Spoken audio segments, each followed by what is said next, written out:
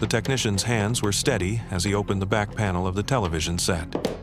It was a routine repair call in a quiet Tel Aviv neighborhood in 1987. The customer had complained about poor reception. Nothing unusual. Had done this 1,000 times before. But when he removed the casing, something caught his eye. A small metallic object carefully mounted behind the circuit board. It didn't belong there. The wiring was too precise, too deliberate. This wasn't a factory component. Someone had installed this after the television left the assembly line. His pulse quickened. Had served in the IDF. He recognized what he was looking at. This was a transmitter, a surveillance device, hidden inside a consumer electronics product, broadcasting every conversation in the room to someone, somewhere in the city. He stopped touching anything. His fingerprints were already on the casing, but he knew enough not to disturb the device itself. He closed the panel carefully, told the customer he needed to order a part, and left with a promise to return. 3 hours later, a team from Shin Bet arrived at his workshop. They examined the television under controlled conditions. The transmitter was sophisticated. Too sophisticated for common criminals or industrial espionage. The frequency, the construction, the placement all pointed to foreign intelligence. Within days, investigators traced the manufacturing batch. The television had been imported through a specific distributor. That distributor handled electronics from a trading company with ties to Europe. And that trading company had one employee who'd been flagged years earlier during a routine background check but never acted upon. His name was Yaakov Barad. He was Israeli. He had a wife, 2 children, and a modest apartment in Bat Yam. And he was working for Iran. The television wasn't an isolated incident. Shin Bet realized they had stumbled onto something far larger. How many other devices had Barad compromised? How many homes, how many offices, how many government contractors had unknowingly invited Iranian intelligence into their most private conversations? More importantly, who was Barad reporting to? What network was he part of? And how deep did this penetration go? The technician had done his civic duty and walked away. But for Israeli counterintelligence, the real operation was just beginning. They now faced a delicate choice. Arrest Barad immediately and shut down whatever he was doing, or watch him, learn his methods, identify his handlers, and dismantle the entire network from the inside out. The decision would put innocent civilians at risk. It would mean allowing an enemy agent to continue operating on Israeli soil. But it offered something invaluable, a window into how Iran was building its intelligence infrastructure inside the Jewish state during one of the most dangerous periods of the Cold War.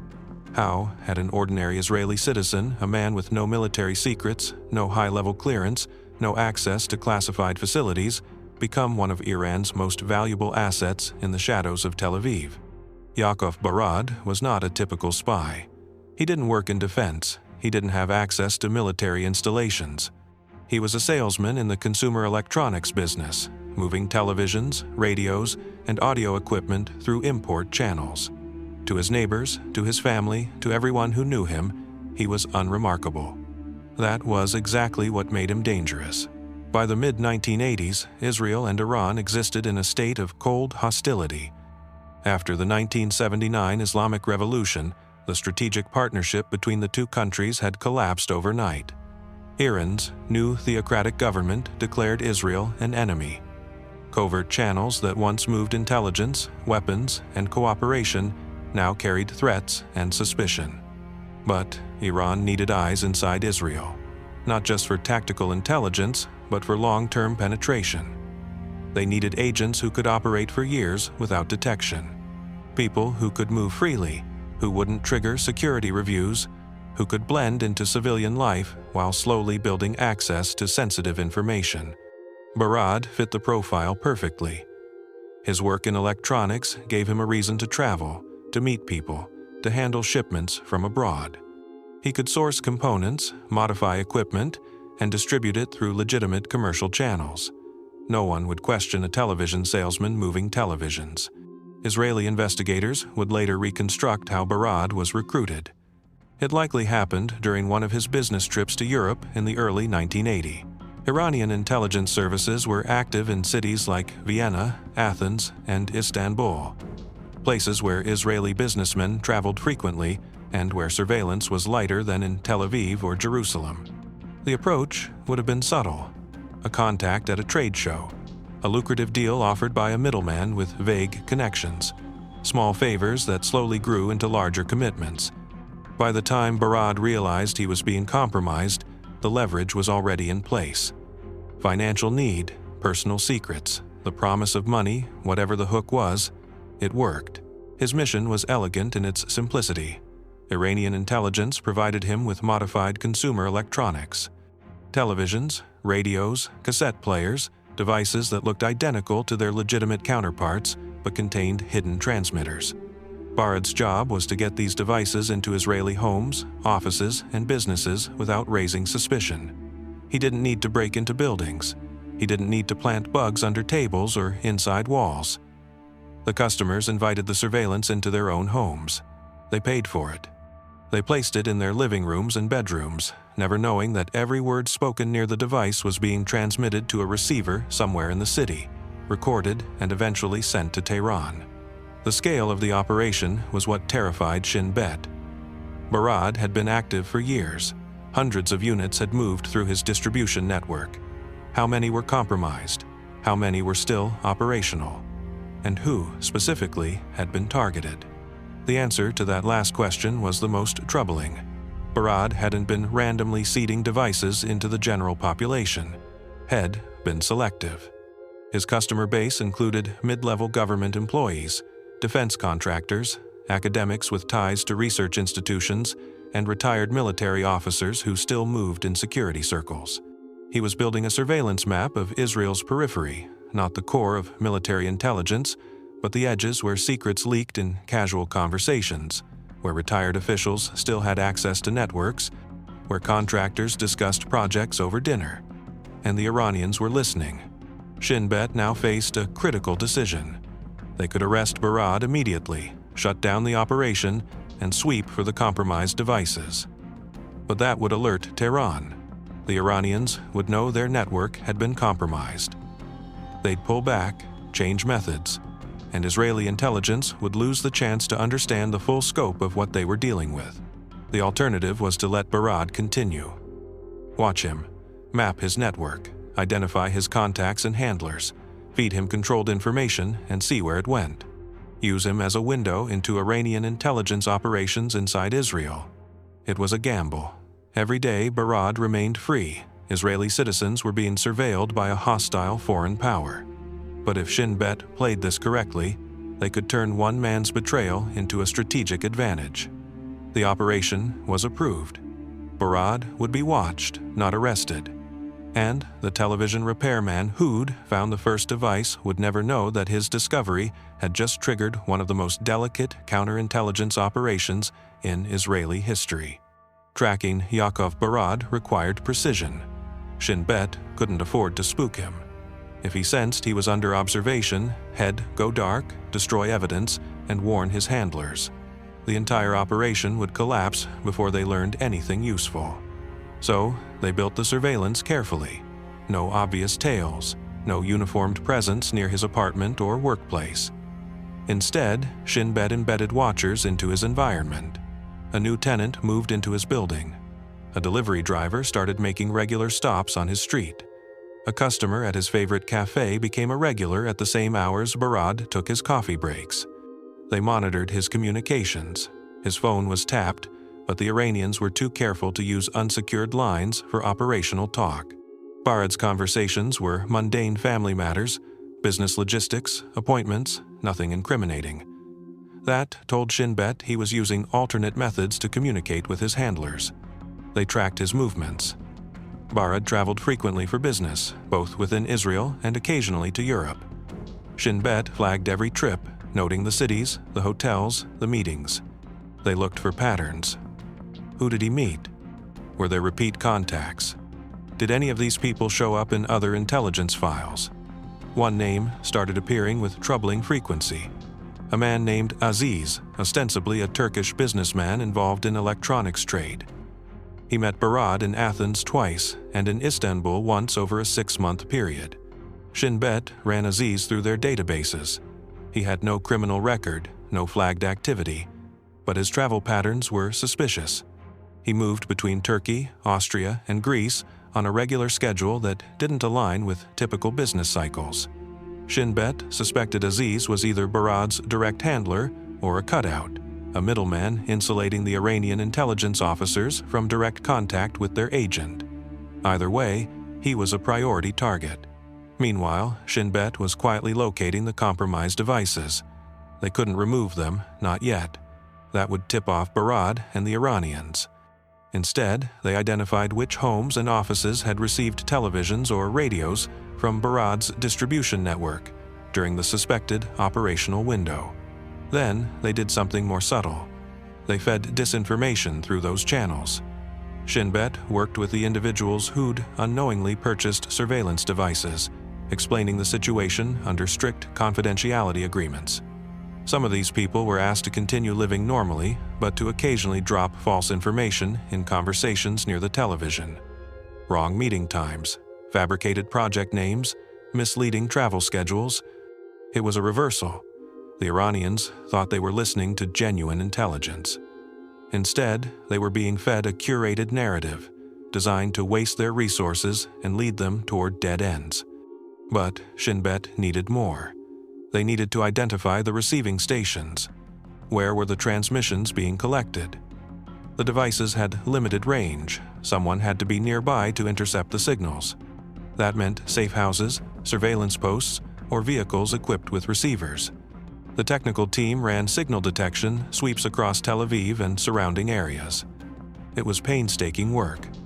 The transmitters were low power, designed to avoid detection, but they had to broadcast. And eventually, Shin Bet's equipment picked up the patterns. They traced signals to 3 locations.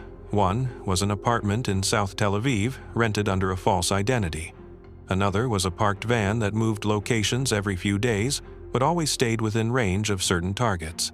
The third was a small office in a commercial building, listed as belonging to an import-export company that barely existed on paper. Shin Bet now had a map. Barad was the distributor. Aziz was likely the handler or coordinator.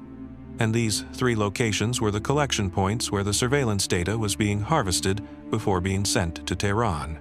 The decision was made. They would let the operation continue just long enough to identify everyone involved. Then, they would shut it down in a coordinated sweep, arresting Barad, raiding the safe houses, and seizing the equipment before the Iranians could react. But there was one variable Shin Bet hadn't fully accounted for.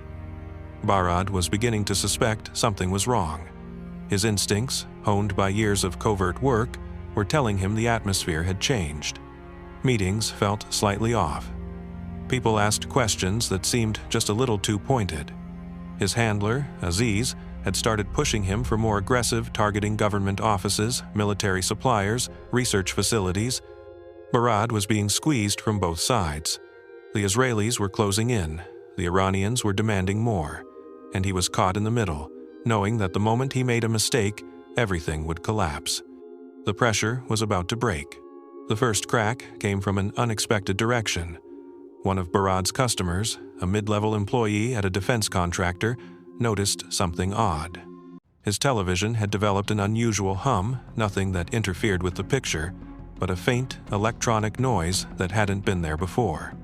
He mentioned it to a colleague who'd worked in signals intelligence during his military service. The colleague was curious. He asked to take a look. When he opened the back panel, he saw the same thing the original technician had seen: a transmitter, professionally installed, broadcasting. He didn't call the police. He called his old unit commander, who still had connections to Shin Bet. Within hours, the television was in a lab being analyzed. And Shin Bet realized their controlled operation had just been compromised by pure chance. Now they had a problem. If word spread that compromised televisions were being discovered, Barad would hear about it. The Iranians would hear about it. The entire network would shut down before Shin Bet could take action. They made a calculated decision. The defense contractor employee was brought into the operation under a secrecy agreement. The television was returned to his home, still operational, still transmitting. But now, Shin Bet controlled what the Iranians would hear through it. Simultaneously, they accelerated their timeline. The plan had been to surveil Barad for several more weeks, mapping every contact and every detail of the network. Now, they had days, maybe less. Shin Bet activated additional assets. They placed agents inside the commercial building where one of the receiving stations operated. There was still one problem. The people who would have to execute this on the ground could not be Israelis. They would have to belong to the fabric of Gaza itself: drivers, vendors, residents with believable routines. That meant Mossad and its partners would need to bet not only on their intelligence, but on the reliability of human beings whose lives had been torn apart by Israeli bombs as well as by Hamas decisions. What none of the planners could fully control, however, was how those people would react when the moment of truth arrived and the sky itself became part of the operation. As the plan moved from analysis to execution, the elegant diagrams on secure whiteboards began to meet the mess of reality. Every covert operation lives at the intersection of logic and chaos, and Gaza, after October 7, was chaos distilled. The first test of the concept came weeks before the final attempt. Intelligence suggested that a senior Hamas commander involved in the October 7 logistics, but not Sinwar himself, would be traveling along one of the identified routes. It was a chance to validate the timing, the traffic pattern, and the response of local security elements without spending the political capital attached to the mastermind's name. On that day, the designated collaborator driver froze. At the critical second, as the convoy approached, he saw a group of school children spilling into the street from a side alley. His training, his briefings, the quiet promises whispered by a voice on an encrypted line all collided with the immediate, visceral reality of children laughing and pushing one another across his path. He deliberately delayed his move, letting the convoy pass, then reported a mechanical issue. The strike was aborted. In Israel, some analysts called it cowardice. Others saw it as proof of something far more uncomfortable. No matter how carefully you design an operation from afar, the final decision is often made by someone with far less information and far more to lose. That failed test forced planners to adjust the timing windows, reducing the chances of school or market crowds, and to consider whether their human assets could truly be counted on when lives were visibly at stake. Meanwhile, the external campaign continued. The elimination of figures like Saeed Izzadi and other coordinators signaled to Tehran and Beirut that the long arm of Israeli intelligence was reaching deeper into their protected circles. Each strike risked retaliation, escalation, and diplomatic fallout. Each also narrowed the pool of people capable of providing Sinwar with safe alternatives. Pressure in one theater rippled into another. Inside Gaza, the hunt for Sinwar took on an almost mythic quality among both Israelis and Palestinians. For supporters of Hamas, he was the leader who had finally landed a devastating blow on Israel and survived to boast of it. For many Gaza civilians, he was the unseen figure whose choices had drawn destruction onto their homes. For Israelis, he was the embodiment of a nightmare that refused to end. This mythic status posed a practical challenge. Myths do not move in predictable ways. They are protected by stories, by whispers, by exaggerated claims of invincibility. To break through that, Mossad and its partners had to treat every rumor as both potential insight and deliberate deception. Hamas internal security knew it was being hunted. It seeded false trails, staged appearances, and circulated audio messages that might have been pre-recordings, designed to confuse analysts about Sinwar's real timeline. On at least one occasion, Israeli forces believed they had him cornered in a tunnel complex, only to find that he had slipped away hours earlier, leaving behind destroyed infrastructure and booby traps. Each near miss magnified both the urgency and the doubt. Were they chasing a man, or the shadow of a man whose decisions would always stay one step ahead of their intel cycle? As the months dragged on, pressure mounted not just from political leaders, but from the families of the October 7 victims and the hostages still trapped in Gaza. Every public statement about justice, every promise that the masterminds would pay, added another layer of expectation to an operation that remained, by necessity, shrouded in secrecy. The people running the hunt knew that failure would not be measured only in missed opportunities, but in faith lost by a public that wanted something concrete in return for their grief. Within the intelligence community, debates grew sharper. Some argued that the focus on Sinwar had become an obsession that risked strategic blindness. Killing him, they warned, would not bring back the dead or dismantle the ideology behind Hamas. Others insisted that leaving him alive would be a standing invitation for future atrocities, a signal that even the worst massacre in Israel's history could be survived by its planners. There were also legal and ethical arguments. International law experts, human rights advocates, and even some former security officials questioned the boundaries of targeted killing in a densely populated war zone where civilian casualties were already staggering. Could any strike on a figure like Sinwar truly be considered targeted when his environment was built around human shields? The planners, working inside classified bubbles, were well aware of these critiques. They did not change the mission, but they changed its constraints. In one internal meeting, a senior officer reportedly asked a simple, chilling question. If we knew we could kill him today at the cost of 50 civilians, would we do it? What about 20? What about 5? There was no easy answer. Any number, spoken aloud, risked becoming a moral line, and in covert war, lines have a way of quietly moving. It was in this atmosphere of friction and doubt that the final intelligence breakthrough came. A source, whose identity remains hidden behind layers of classification and rumor, indicated that Sinwar would soon be making a rare, above-ground movement along a specific corridor at a specific time, under a convoy arrangement that analysts had modeled before. After months of false starts and agonizing restraint, the operation had one more chance. This time, every element would have to hold: the human assets, the timing, the technology, and the nerve of people watching events unfold in real time, half a step removed from the lives they were about to end. The day of the operation began like so many days in a prolonged war, with the dull, grinding rhythm of survival. In Gaza, families queued for water, searched for bread, swapped rumors about where the next bombardment might fall. In Israel, parents drove children to school under sirens and alerts, slow-motion routines shaped by constant tension. On secure bases and in windowless rooms, however, the atmosphere was different. Today, the models and maps on the screens were no longer hypothetical. The first phase was confirmation. Surveillance assets started watching the suspected departure point hours in advance. Overhead platforms monitored vehicular movement, while signal intercept units listened for changes in radio discipline among Hamas security personnel. Analysts looked not only for the presence of certain vehicles or bodyguards, but for the absence of others. A thinning of outer rings, a tightening of inner ones, subtle shifts that indicated a high-value principal stepping into the open. At some point, it was a subtle shift. Instead of relying solely on intelligence agencies to catch spies, Israel was trying to create a society that was collectively more resistant to penetration. The third issue was strategic. The Barad case revealed how Iran was thinking about intelligence operations in the 1,980 seconds. They weren't just trying to steal secrets, they were building long-term infrastructure. Networks that could lie dormant for years.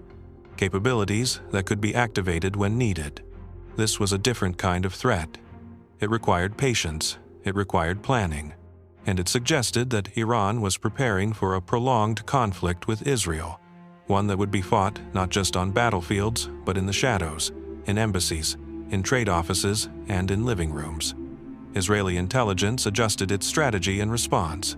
Resources were shifted toward long-term counterintelligence. More agents were embedded in foreign business communities. More cooperation was built with allied intelligence services in Europe and elsewhere to track Iranian activities outside the Middle East. The Barad network was gone, but the lesson remained, and both sides learned from it.